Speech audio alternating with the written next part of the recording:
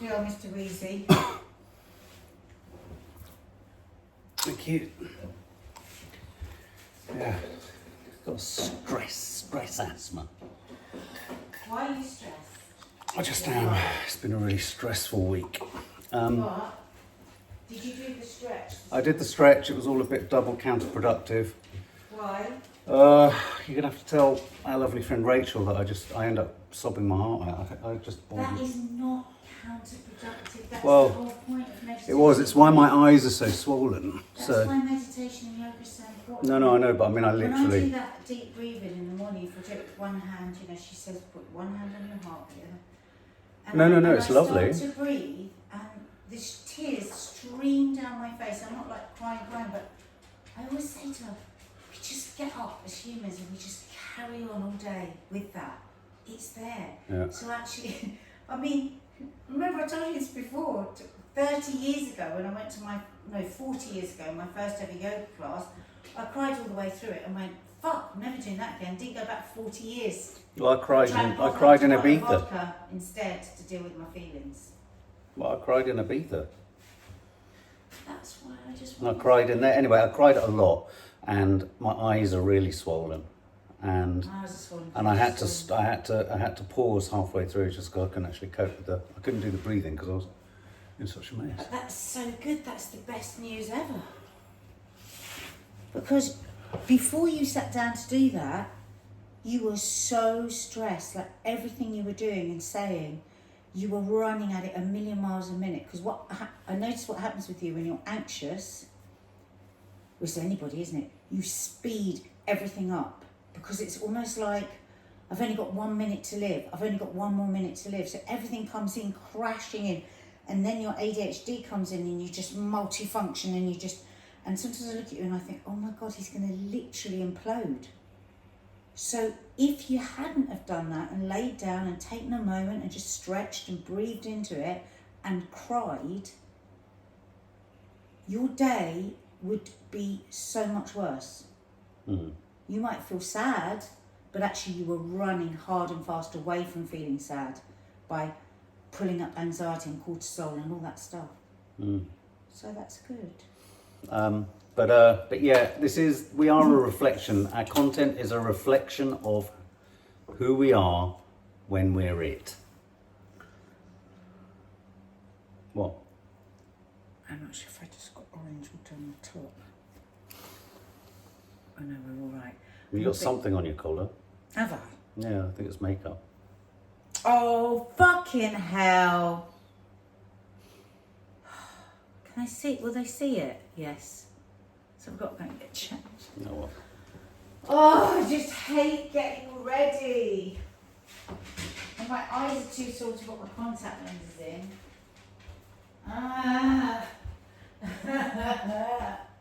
Why do I always get things on my tops? What's the title of the article again? Because I've got my phone recording. Can you just send it me from your phone? Change my top, folks. Or just what the title is, and then I can type What it is in. the title of what we are talking about? I don't know if I'm in the right place. Well- Mark, have a look while you're up. Yeah, you could go a bit closer. Come closer and listen. The beat of my heart keeps on missing. Da da da dee dee dee dee. Come closer and cuddle me tight. That's right. Thing is, what's annoying about... Oh, look, there's a spare pistachio nut there. Oh, my God. I love a bloody pistachio nut. I eat pistachio nuts. I would eat pistachio nuts every single day if I could. I think that's been there quite a long time. It's quite soft. Nuts. Yeah, the problem is, what other job in the world do you have to look at yourself while you're doing it? That's the problem with being a YouTuber. You have to see yourself. Here he comes. Here he comes. Just a walking down the street singing, ooh, a be dum. Say she looks good. Looks good. Friendship has Evolved. I like the colour of that cap. Thank you. That's really nice. Very Thank you. American. Thank you. Oh, Mark. Paddle. Hello and welcome to How to Stay Married So Far. This is a bit of an unusual one today because I actually haven't got a clue what Mark thinks about this. We've talked about doing this topic, but I don't know what you think about it. But I have really strong fears and worries around this topic. I think the introduction of this thing is so toxic and another one of those things, I'll say what it is in a minute, that we've let the genie out of the bottle and now there's a million genies and we can't get them back in. That's how scared I am about this latest function that we can all use, apparently to make our lives better and easier and smoother. And yet it's not necessarily something new because it's something that we've been engaged, well, you've been engaged with them, but I don't know if you remember years and years ago, at the beginning of our influencing and social media, and you, I think you and Kay, didn't you do something about snap maps? Snap maps. Yeah. This is generally about location services. Location, yeah. Yeah, location What do you apps. call it? Location tracking. Yeah. So we've spoken a lot in the past when we used to have our parenting podcast, and on Loose Women I have, and on our Coffee Moaning, but always around children. Yeah. And we've never had a proper conversation about this within the relationship sphere. And Tracking your partner. tracking your partner. So you found this article, Mark, didn't you? You sent it to me Well, last week. the reason, let me give you a little backstory on why I was drawn to it. So I'm making a film at the moment about coercive control. And when I wrote the script, it very much pivoted around phones, texting, the control that can be exerted through texting and constant availability through messaging. It's less about the text, but it's the availability and notifications, but also through tech like home cameras, like Ring doorbells and stuff like that. And I was actually drawn to this article a couple of weeks ago because part of me was looking at ways in which this could add another layer to the post-production of the film. And as I was kind of reading it, actually the first thought I had as I was reading it was I almost became, it's not why I'm anxious today, but I had such anxiety because as I read it, I thought, oh my fucking Christ, we've talked about jealousy before. We did a very, very honest, very difficult, do check it out, chat, didn't we, How to Stay Married, about my jealousy, its impact on Nadia, and what makes one jealous and how it functions. And I looked at this. And I think it's, for me, it's the number one most destructive thing in a relationship is jealousy. Yeah.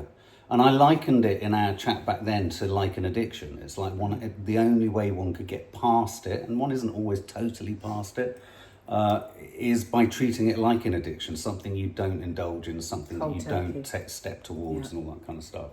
And of course, this isn't even about, looking at partners' phones or but I was thinking, oh my God, just in the brief period of time that, say, I've got a handle on my jealousy and we've moved past that part of our relationship, this technology wasn't there at that point. I mean, it literally wasn't there. I mean, texts were, mobile phones were, but we didn't have this. And if we did have this back then, I very honestly, I'm just owning it, I would have fallen into this like an absolute fucking lunatic. And this could have actually driven me mad, even madder. Well, I'm so glad that you said this. And the thing is, it is difficult for Mark to, and I don't like to bring up his jealousy from the past, because I think when you say somebody's jealous, people can get so many ideas about that person. I've been horribly trolled. There are evil, narcissistic, sociopathic, psychopathic bastards that are jealous. There are thoroughly lovely people that have been brought up in a way that has not helped build their self-esteem or their security, and then there is somewhere in between of that. And Mark is an absolutely lovely person, and he just really, really struggled with jealousy. And one day when you know the true details of his childhood, you will completely understand why. So that is said.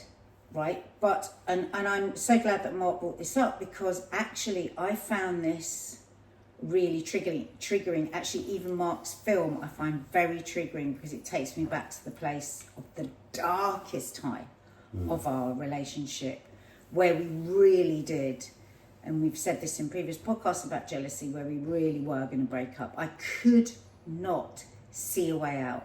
It was worse than the drinking.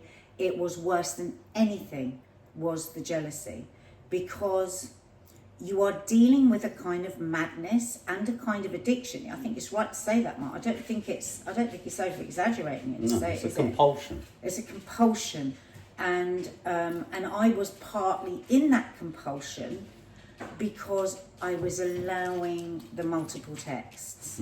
Though I was frustrated by them and they angered me and they did all of that, I was kind of answering 1 in every 5 and all of this stuff, because it kind of stops the boat completely going over. And, you know, we worked really hard. We both went to therapists, we went to couples counselling, we did everything. And in the end, it was cold turkey. It was me having to give exactly the same boundary as I had given over the alcohol, which was, you do this one more time and we're finished. And he knew I meant it. Now, add in the location services to anyone. Maybe if you haven't got that extreme jealousy, because yours was extreme, and we don't, you know, we have, it's all sorted out and everything. But if we, like, yeah, I think you're right. If this had been in place then as well, so it would have been like a whole nother line of questioning. And as this article says, it uses the example of one woman who said, you know, they don't always get it right, location services, because she was actually on a train going past a hospital. She was heavily pregnant. Her husband rings her in total panic, thinking she was in hospital. So imagine that with somebody that's paranoid. Because if you are paranoid, if you are anxious, if you are jealous, nothing makes you feel better. No, nothing. Does it? And because it's an illness, it's a sickness, it's a mental health condition, jealous. And obviously at the moment we're talking about the extreme, but we'll go back to talk about just for normal people that don't live in the extremes that we live in.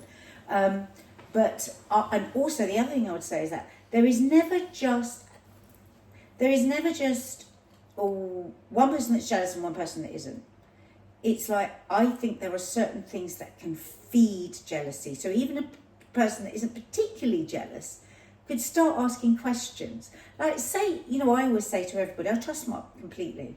Absolutely, completely. And remember at the beginning of a relationship, because you've been, you know, a bit of a philanderer. People say, well, how can you trust him? You know, I said, because I know him. I just know him. I've just seen in his heart and I know what he is. But so imagine if we just did a thing where we've just, oh yeah, let's just check out. And I have no doubts. I'm totally trusting of you. And then we said, oh, let's try a week of location services, a month of location services, like this woman did in this article. And say there was just something that was a little bit of an anomaly. An anomaly. So that's weird. Oh, that is weird, because Mark always goes there at that time. Oh, he's there. Oh, he's in the park at the cafe. Oh, should this be? Have I been foolish? He's in Madrid. Yeah. Have I been foolish for the last 22 years? When anybody ever asked me about? No, I would never check up on Mark, because I trust Mark. You know. So I think that it just makes everyone vulnerable to yet more anxiety. So having just thrown myself under the bus in the spirit of transparency and honesty, I also sort of then thought, as an extension on this, when we were then deciding to possibly do this as a topic, I was also thinking, oh my God, imagine if this technology had been around when I was philandering, and the number of kind of, how could one put it in a sort of diplomatic way, the number of indiscretions that could have been rumbled, you know. Well, don't pick around it, just say honestly. Well, no, but I mean, I'd have been caught much more. Yeah. I'd have been caught more quickly. It would have been devastating. So and that would have had a knock-on effect. So I think this location tech, and we'll talk about it from both angles, if we're looking at it from this jealousy and badly behaving yourself and all that kind of stuff. We'll talk about the more benign end of it, obviously, for normal people. Is there such a thing? But I think it could have ended up being the thing that made me could have been very dangerous for me, because I would have gone to extraordinary lengths to hide even more. Well, there you go, because that's what this article says. A determined person is not going to be stopped with location services. And then so your if you're living self-loathing with somebody, would have gone to even higher levels of deceit. I mean, it's terrible to say, because you would have to be thinking about 1,000,001 different levels of kind of hiding things. And I do think that's something now that people, you know, when people think about having affairs, the digital footprint is so extreme. It's very hard to hide that kind of behaviour now. Not just through location apps, but through all the technology that shows where you are, social media. You know, you forget to take your location things off and all that kind of stuff. So, this is incredibly complicated. I think stuff. it's the most toxic thing. Toxic, yeah. And everyone says, "Oh, it's better because I know where they are and know they're safe." No, you don't feel more safe. Nobody feels more safe. Everybody feels surveilled. And there's a couple of different examples in there, like a sort of older, sort of married couple. Oh, it's quite nice because I know they're getting off the plane and they know that they're... But it trickles down. And you know what? We have the right to privacy within a relationship. We've mentioned this quite a few times, haven't we, in podcasts, Mark, where being married, however happily married you are always switched on. You can never just be totally miserable if you want all day, or totally happy if the other person isn't miserable, or you can't just sit and pick Uranus if you want. You know, there's a certain like respect for the fact that you're living for another person. So yeah, I mean, not that I ever do this, but I would like to know that I could do this. You know, if I'm on my way home and I think, do you know what, I'm just gonna get on an extra couple of stops. I'm gonna get off at the park and I'm just gonna walk around the park. Right? So somebody goes, oh look, Mum's got off the park, she got off the park. Oh, look, Dad, well, I thought, what time are we having dinner? You know, it's that sort of the breath. I think so much of our moments of breath for ourselves is taken away by constantly being constantly available to work, constantly available to friends, constantly available to family and partners. And it's just, I think we've got to start really bringing it down. And I'm very strict with our girls. I say to them, you do not ever, when you're going into a new relationship, start it off by, oh yeah, let's just turn our location. In fact, I've said to them, what you say first of all is like, I sometimes have my location services on and I sometimes have them off.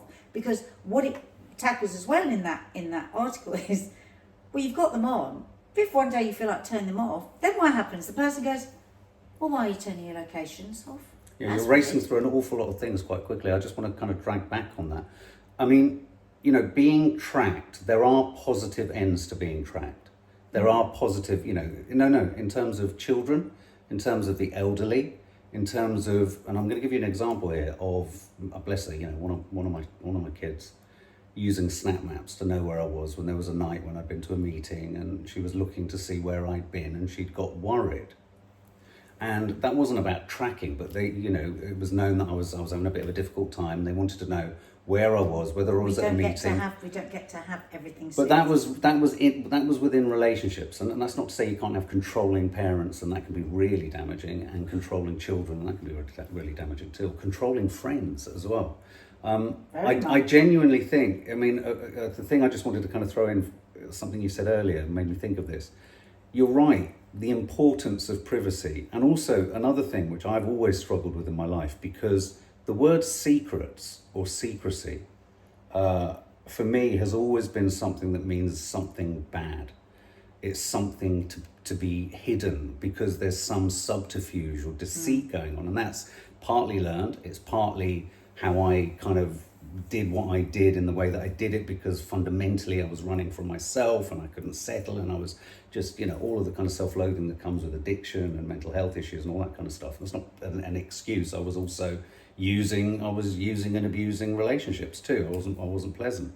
But it's taken me an awful long time to get to a point where actually, and I do genuinely feel it now, the importance of having secrets, or the important in a couple, or the importance of having things privacy. That you do and things that you have. I think the better word there is privacy. Yeah, it is privacy, but why can't people have secrets? I mean, I think the word secret has become really loaded. Well, I think as a negative I think thing. It's become so loaded that we can't use it. So I think what the better thing to say is the privacy of thought, privacy of action, privacy of dreams, privacy of goddamn anything that you want. We do not owe the whole world and our smaller world everything about us. And I would actually totally disagree with you on the point that you just made, even using our daughter as you know, or we didn't, it was good because she didn't have to worry because she could see where we were. I don't think we get to not have worry. No, but I had messages think that the cost, I think it's like everything, you know, we got the internet, oh wow, it's amazing, World Wide Web, oh we've got all of this, but then all of that's come at AI, but then look at what's going to come. And I think it's the same with this. I think that, you know, since time began, you would worry if you didn't know where somebody was, and then when they turned up, you didn't worry anymore. What about if something tragic had happened, you knowing where they were wouldn't have changed. But there have been occasions where, just through mistake, battery dies or something, you've got in touch with me and I've gone to a meeting or I've been out and you've worried because of my mental health. Would a tracking device not have allayed your fears if you'd have seen, oh right, there he is, he's in Soho, or he's at that meeting, or he's at this? Well, yes, but my point still is we don't get to have everything. Part of being human beings is about being separate from each other, not always knowing what's happening, and sometimes being worried, and then your fears allayed. Nobody I know that uses these services, that uses the track, nobody is less anxious. I just think no. I entirely agree. I think it steals more from individuals, and I think, thank God we are the age that we are, so we have the strength to say we're not going to enter into that world. But I feel so sad for younger people. I think there's a really other sinister aspect to it. I think, however I don't know if this is the case for sort of whatever the older than our kids, basically, people in their 20s, 30s, you know, people who are still dating or finding love. It strikes me from what I sense, and this is something that I'm threading into this film that I'm doing, that if you start your relationship and there's maybe been no focus on your location tracking, but you happen to have location tracking on, and you just happen, through no surveillance purposes, you happen to know where each other is, but one half of that partnership is jealous.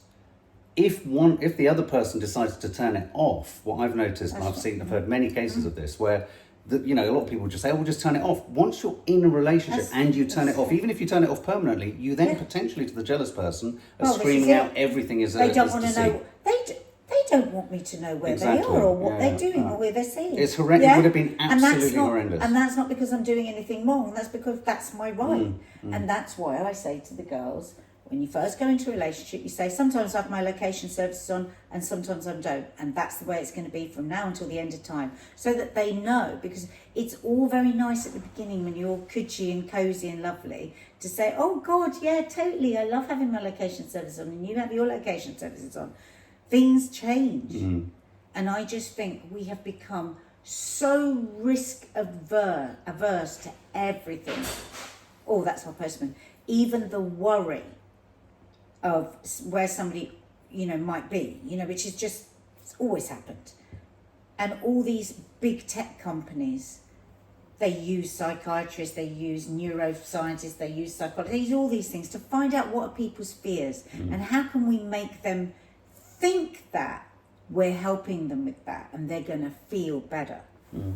Bollocks. I mean, I know when we talked about jealousy before, a number of people contacted and said it was really useful to go into the sort of DNA of what is at work in jealousy. And I suppose maybe it might be useful just to kind of deep think for a moment in what ways the tangled web of location apps would have just kind of ensnared me even more. I think the issue would have been, there's always a delay on most apps. There's always a kind of, someone's one place, but then they've moved on. And what would have ended up happening was a seeking to make sense of, and then a need to ask questions about every other microscopic part of a journey. I mean, there was enough in the jealousy of where have you been, or what time are you going to be back, and who's it with, and all that stuff that was going on. But then the added details of why did you go right, and why did you go up to such and such, and where were you going, and I'm not, none of this am I saying is no chill of horror. But also I almost feel like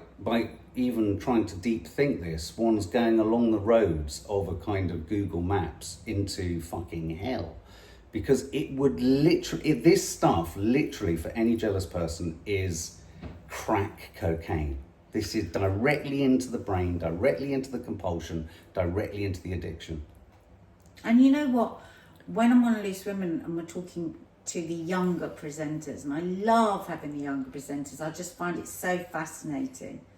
You know, sometimes the way they look at us, like, are you serious? Have you got such a problem with this? And, you know, and we were having this Do you think they still think you have sex? No, Frankie Bridge was horrified. But 60, she went. But yeah, so we were talking about this with GK Barry, who's I think about 20, and she was like, God, no, we all love having location service. It's so normalised. Right. She, you know, and actually she told quite a funny story. She said, well, me and my girlfriend had a massive row and she stormed off. And then I looked at my location services and she was actually just around the car. She was just sat in the car. So she said, so I went out and said, oh, so you've gone off, have you? And I thought, yeah, that's a lovely story. And that is lovely when you're at the beginning and you're not, or halfway through a relationship or whatever, and you're not in a controlling in any way situation. But we never know. Some people are surveilled by their partners and they don't even fucking know they're being surveilled. And you know, somebody said the other day that they were out and that she was out with her friends and her friend checked. So this is a person sort of our age, and this friend of hers looked on her phone and went, oh God, oh no, I can't believe whoever it was is there with such and such. Why haven't they invited me? And this was a woman in her late 50s, checking on location services, seeing that her friends were somewhere without her and just being hurt, right? So we know that for younger people, this is a huge thing. And like, you keep your location services on when you're going somewhere because you've got to look like you're going somewhere and that you've got like a... But I was really shocked to hear that that's happening in older people as well. And I think that, again, like, I've got different groups of friends. You know, I don't, every time I see a friend, put up on Instagram photographs of me having a great time with my friends, because other friends might think, oh, what was that then? Yeah. Why wasn't I? And it's not like I don't consciously do it. It's just like, where did we get into this thing where we rub people's noses into things? We don't think of it like that, but that is going on. Yeah, I mean, that's the other end of kind of so also... it's like even in friendship, it's affecting Yeah, friendship. but I would say also that even that sort of controlling through location apps can also happen by someone wanting to show where they are, wanting to show who they're with, as another means of kind of hurting someone in a relationship. Yeah, you know, but what about somebody that just isn't? That is just just living their life. I really worry that we're going to get to a point where everyone has to have their location services on. I honestly think it's like a cancer in society. I think its tendrils spread out in so many different ways. I mean, I'm guessing now when one has a relationship or starts a relationship, and maybe, you know, if you're on dating apps and all that kind of stuff, there's already kind of, on some of the dating apps, there is a kind of mapping thing, isn't there, of who's around, who's viable. But I wonder if there's that part at the beginning of a relationship now where you say, should we sort of track each other? Is there a kind of, should we pop our location apps? I don't think there is. I think people say, let's put our location services on. Is that like a moment? And then don't let the person go, oh, let me have a look at the phone, or let me have your password to your phone, or let me, you know, in this article, this woman... But as soon as it's turned on, you've entered the fucking... You've entered the arena. Hell. You're in the gladiators arena where you are then going to have to answer for yourself in a if you ever turn it off. It was like this woman who's writing this article, she's an older woman, you know, very settled, like obviously got a very trusting relationship with her husband. And she actually says in that, she goes, for instance, my husband's got my password to my phone, but I would hate it if I came in and he was looking at my phone. And that's not because I've got anything to hide in my phone, but there is something about somebody sniffling around in your phone that is wrong. It's like, I would never go into our girls' rooms and start opening their drawers or see a book and open it. That's their It's the equivalent privacy. of in the old days. It would be like, you know, what would you do if your mum read your diary? Yes, Sort of I mean, I would be incredibly Yeah. Like, it would be difficult, but I would not read my child's diary because that is their I wouldn't read your diary, you know, it's just wrong. There's a great statistic here. A recent Australian survey found that nearly 1 in 5 young people 18 to 24 years old think it's okay to track their partner whenever they want. Yes, but Joanna Harrison, who's a couple therapist, believes location sharing can threaten the balance between independence and togetherness. And I think that's a really good point. Independence and togetherness. Well, she's not totally against it, that therapist. She actually says it can bring more intimacy where you know what you want. Totally disagree. Totally disagree. She's fallen for it as well, whoever that woman is. It's interesting because somewhere else in that article, a woman says, you know, she's in this very happy, settled relationship. Oh, and it was really nice, you know. Oh, I saw my husband going to here, and then I saw the blue dot popping along, and then, you know, he went to a bakery. So I got a pang of jealousy because I like that bakeries. And then she carries on telling the story, and I went, you got a pang of jealousy when you're supposed to just be having your day. And there was a little part of you. This is what I mean. I think it can lay seeds of doubt where there wasn't any. So why is he going to the bakery on his own? This is getting ridiculous because this means it could also lay seeds of people could start to get jealous about which cafes you go to and what lunches you're having. Not even necessarily about being deceitful, but how come she's got me time? What about if you? What about say for instance? Let's do it this way round because we know that you have to work hard. You're always working on your jealousy. So let's do it this way round. That I am tracking you, right? So not a jealous person, and you go off. I don't know. You go off. I think every day you go off and you get a sandwich from the local sandwich bar, right? But actually you don't. Because actually what you really like to do is you go back to like feeling like how you used to when you were just like a single guy, an editor in town, and actually you go to Yo Sushi every day and you sit in Yo Sushi and you have Yo Sushi on your own. Sounds nice. Your right. Yeah, sounds nice though. But I'm good, and maybe you haven't said it to me because you think, and I know this is so you, because I love you to be indulgent. You would think, oh, Nadia would think that was. What if Nadia thinks that's indulgent of me? But that's what I mean. To go and take. No, let me just finish. To go and take time in Yo Sushi and spend a little bit more in Yo Sushi and da da da, because you're that sort of person. You worry about all those things. And what if I was like, oh my fucking Christ, all this time he goes to you. My thought wouldn't be, why is he taking this time? It would lay seeds. And you've got the right to do whatever the fuck you want. No, I agree. I think it all just breeds paranoia. It all breeds jealousy about things you wouldn't even be jealous about. I think it encourages you to think of things in terms of what you're not experiencing with them. Like that woman says, a little pang of jealousy that husband had gone to the bakery that they love. But she actually carries on talking. Pano jealousy. Yeah, pano jealousy. But she just carried on talking like that wasn't anything. And I think as the journalist, she should have gone, that's the thing. That's not right. But now I wonder whether if you start a relationship with someone, if we met and you said, look, just so you know, I don't do location. Yeah. I think you have to say that, don't you? Right at the front. I just don't do location tracking. Sometimes I do and sometimes I don't. Because sometimes I might be out with my friends and it's easier for them to know whereabouts I am. And sometimes I have it on, sometimes I don't. And if you ever go near my phone, we will be finished. That's not because I'm unfaithful. You can think that if you want, but I know that I'm a faithful person. I've never been unfaithful to anyone. And this will all be your shit, not mine. And I think that's really, I cannot give that advice more wholeheartedly to young people who are going into relationships. Yeah, don't jump in with both feet. And if you're jealous, all I can say is thank God this tech wasn't there when I was at the height of my fucking And I think paranoia. there'd be no end to it. So like you've got the surveillance, right? So you've got the location services. If you think about you and you being quite an addictive person, or even me not being a jealous person, and suddenly I'm finding out they're going to Yo Sushi every day. And I think, well, it doesn't. Okay, what I'm going to do now is, this might be somebody, you know, you can have those little things that you just put in the car. Like somebody at work told me that she discovered her husband had put her camera in the car. And she didn't know. Yes. But you see, the other part of this that we don't discuss is that yes, there can be jealousy. Yes, there could be indiscretions happening, and all that's the fear. That's what fuels the jealousy. But you can also have one half of a relationship where the person using this tech isn't jealous, but they're deeply controlling.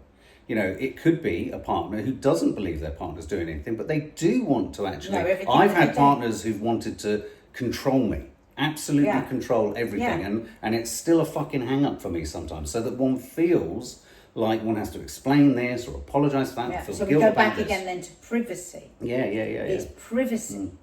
And I think, if anything, what we all have to aim for more within our relationships, because I think you'll have a longer and healthier relationship, is more privacy. Like, you know, it's like the way we always go, you know, it's like when I get in the car and you've had chicken crisps and I go, oh, have you had chicken crisps?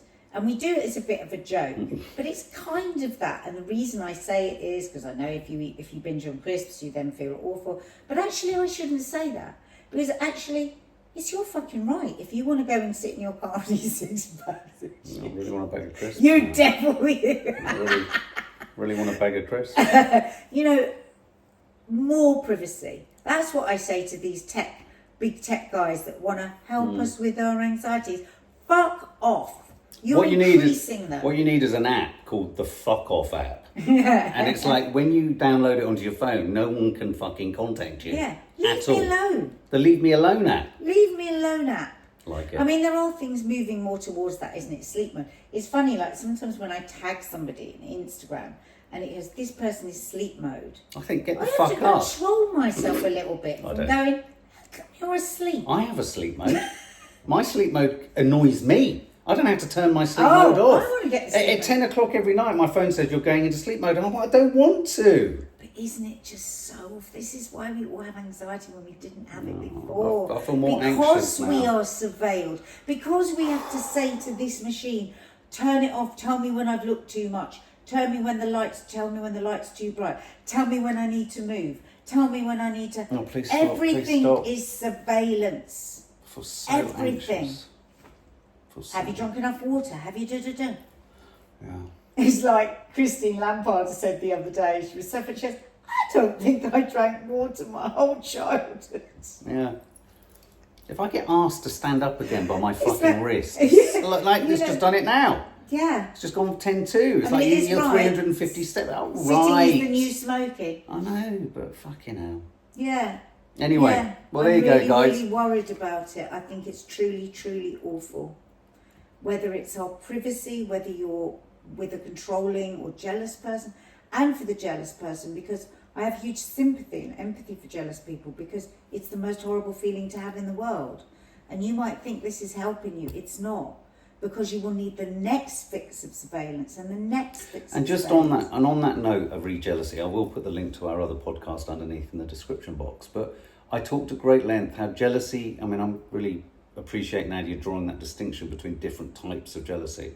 And there are different types, but I would say that certainly mine was fueled by a fear of abandonment, rejection, not knowing, a need to know because there was such uncertainty around so many things, but also, to be brutally honest, and this is the case with people who are jealous, a knowledge of how they've been before and projecting that onto someone else and owning that stuff, dealing with that stuff, and having a sort of approach to not indulging in it, like not having a drink and not sending that text or not acting on that first word or that first moment, which I still work on all the time.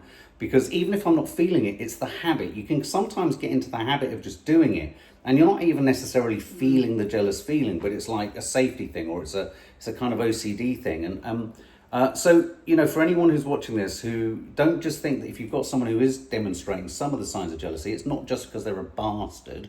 It can sometimes be because they're actually really quite afraid of a lot of things, and they'll need to do work on that. Doesn't justify it. You cannot rescue them from that. And not everyone wants to get better. No. And you can't fix it by fixing your behaviour and changing what you do, because it is never ending. If you change one thing, then you're going to have to change another thing. You know, for me, my absolute advice for jealousy is to, you know, it's the three things. I didn't cause it, I can't cure it, and I can't control it. That's what you have to think about the other person. And you have to put in your boundaries. You cannot fix them. They have to go away and fix what shit it was that got them to that place. You can't feel sorry for them, you can't, because it will go on forever. I'm telling you, it will not fix that way. You have to say, listen, if you do love them, you say, I love you, but I really, really don't like this part of your personality, this behaviour, it's not the person, and you have to go away and fix it. I can't fix it for you. There speaketh the Dalai Lama. So thanks guys, and please hit the subscribe button, please hit the like button, because that's so nice for us, it helps us. And if you're listening on podcast, do check us out on YouTube. No, I don't just look particularly nice today. Or follow us on whatever podcast platform you're listening to us on. Yeah, and don't forget to check out our other content on YouTube if you go over there. Every day we have a 10 o'clock news show where we have such great chats on there, don't we? We really do. And Mark does great work with his movie reviews, TV reviews. We're about to start reviewing a new Saran Jones TV show next week. Every Saturday, my sister and I are live with our Curly Cuts of Croydon. There is just so much going on over there, so do check us out. The Sawalha-Adderleys on YouTube.